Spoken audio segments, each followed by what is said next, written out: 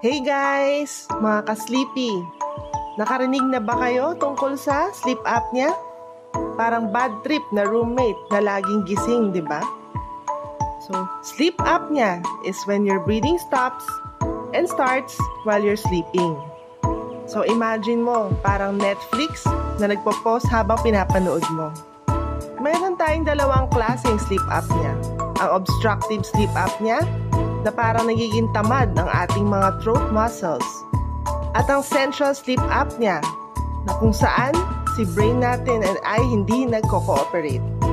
Kaya kung may gasping kang nararamdaman sa mga panaginip mo, huwag mag-alala, hindi ka nagiging fish out of water.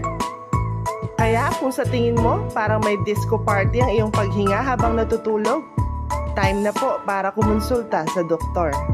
Good luck sa iyong sleep journey.